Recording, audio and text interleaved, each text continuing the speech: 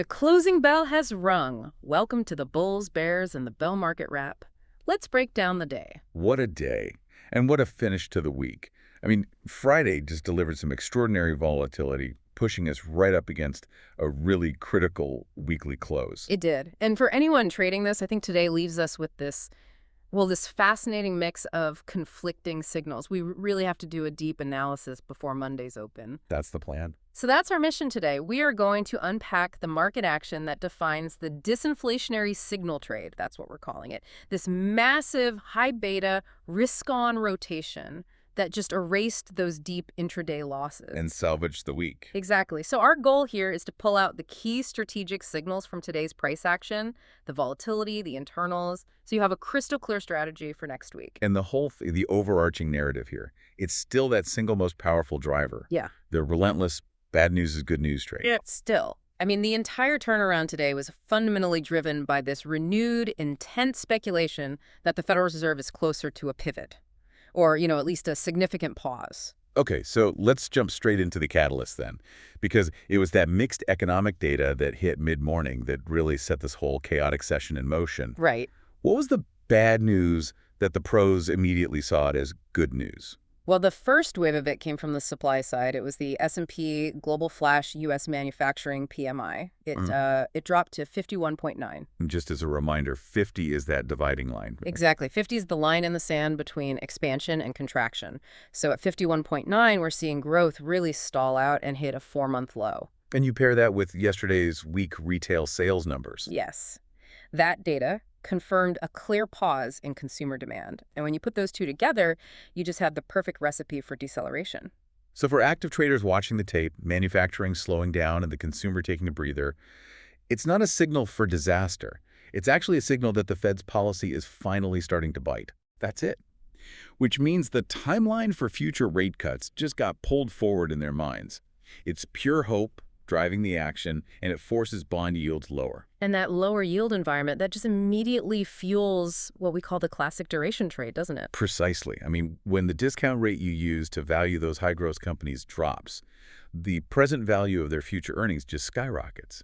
So that's why we saw the market react the way it did, despite a seemingly weak headline number. But the volatility didn't cascade into a full-blown hard landing panic. Why not? What was that critical conflict in the data that kept things from just falling apart? That's the key subtlety here. The conflict was the S&P Global Composite PMI, which tracks both manufacturing and services. And that actually went up. It actually rose to 54.8. And that tells us that the huge services sector, the sticky, labor-intensive part of the economy, it remains surprisingly resilient. That prevented the hard landing story from taking over. It did. But the manufacturing weakness kept that rate cut hope very much alive. So you get this perfect, fragile setup for speculation. So let's look at the index performance that came out of this. The NDX, the Nasdaq Q100, was the undisputed leader today. What does that tell you about risk appetite? It confirms that pivot trade just completely dominated the session. The NDX is packed with those high-growth, long-duration companies, think software, massive tech. Right. And it benefited disproportionately from that repricing of future rates. As soon as bond yields dropped, money just poured directly into those high-beta growth stocks. Now, let's contrast that with the Dow Jones, the DJIA, our cyclical, value-heavy index. It was up, but it underperformed the Nasdaq Q by a lot. And that underperformance is a really key strategic signal. It tells you the market is cheering for lower interest rates. But this is the important part. It is not yet betting on a massive increase in real industrial demand. So not a genuine economic acceleration. Not yet. If traders really believed the economy was strengthening, the Dow, with all its industrial and financial names, would have been right up there with the NDX. Instead, the growth trade is leading the value trade. It shows the whole move is about interest rates, not demand. And finally, the S&P 500. It had solid gains, mostly pulled up by tech. But for active traders, the big story was technical, wasn't it? It held a really critical support level. Absolutely paramount. It tested and held that psychological and technical support level this morning, right when the VIX was going crazy. Holding that level into the weekly close is just. It's critical for maintaining that bullish structure into Monday. Okay, let's unpack this a bit more. Let's talk about the internals, because this is where the professional desks were really making their moves, right? Taking advantage of the panic. This is where the signals were clearest. We have to look at the volatility index for the answer. When fear hits that kind of acute level, the big institutional machinery, it shifts from just hedging to actively exploiting the panic. And here's where it gets really interesting. The action in the VIX, it spiked intraday to a high of, what was it, 27.84. 27.84.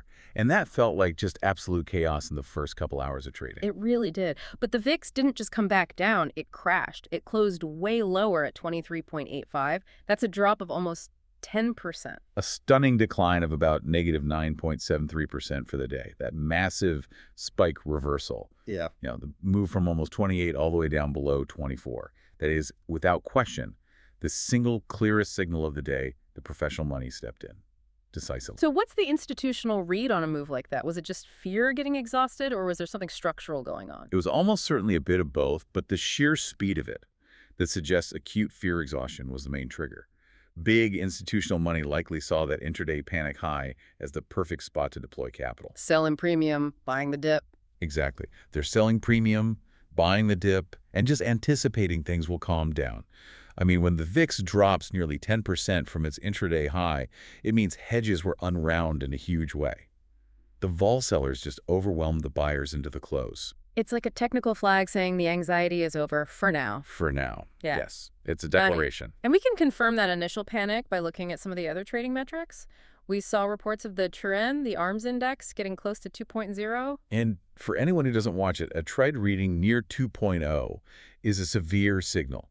It means that down volume was running at nearly twice the rate of up volume.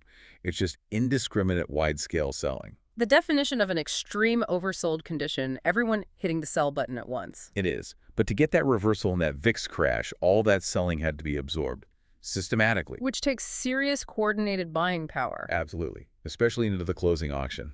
To overcome a TRIN print that high, we can infer that the NYSE tick must have printed some very high positive numbers into the close. Probably hitting over plus 1,000 multiple times. I would guess so. And that sequence, a flush out to a high TRIN, followed by aggressive buying, confirmed by a massive positive TSEC, that is the strategic signature of institutional money taking control of the reversal. Okay, so that technical reversal gives us the context for where the money actually went. Let's look at sector rotation. This is often the clearest clue about what traders are really thinking. Right, and the sector performance today was so instructive, it explicitly favored that rate cut hope trade, and risk management over just pure cyclical acceleration. And the number one winner leading the entire market was real estate. XLRE closed up 0.76%. Why is strength in this one sector so strategically critical? This might be the most important directional signal outside of the VIX. Real estate is profoundly rate sensitive. When bond yields spike, their financing costs go up, their valuations get hammered. So seeing strength there is a huge tell. It's a major institutional signal that traders are anticipating a definitive peak in the Fed's hawkish policy. They're expecting bond yields to either stabilize or, more likely, decline from here. So it's a structural risk management trade. What are they hedging against? They're hedging against the chance that the Fed has gone too far and that the next surprise will be to the dovish side. Buying rate-sensitive defensive sectors like real estate is how portfolio managers position for that long-duration rally without taking on all the cyclical risk. It's a bet on the end of the tightening cycle, not necessarily on the economy booming tomorrow. That's the perfect way to put it. And if that was the defensive trade, we saw the flip side earlier in the day with weakness in cyclical areas. Correct. The weakness confirms the skepticism about global demand. You saw consumer discretionary XLY and communication services XLC lag significantly during that panic phase. Even with the rally, they only moderately recovered. And the weakness in raw materials, that also points to lingering global macro fears. Absolutely. The materials sector, XLB, lagged because of weakness in metals and mining and agriculture. This goes right back to the idea that even if rates are coming down, traders are just not convinced about the health of global industrial demand. So the message is split. It's bifurcated. We want lower rates to boost valuations, but we're not convinced the underlying industrial economy is healthy. All right, let's pivot to the forward look.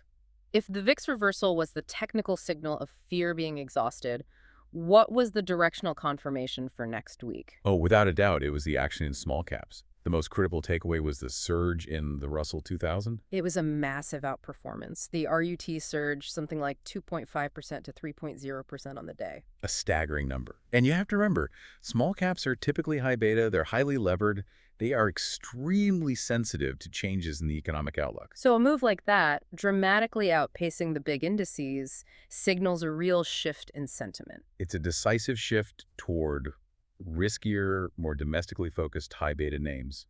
And the actionable insight here is pretty clear. Traders should be looking for small cap momentum to continue into next week. So you're watching the IWM ETF. Exactly. Focus on IWM breaking and holding above its recent consolidation high. Or even better, reclaiming its 200-day moving average. That would be the technical confirmation of a real transition from defense to offense. We also need to see that the institutional buying wasn't just a closing auction fluke.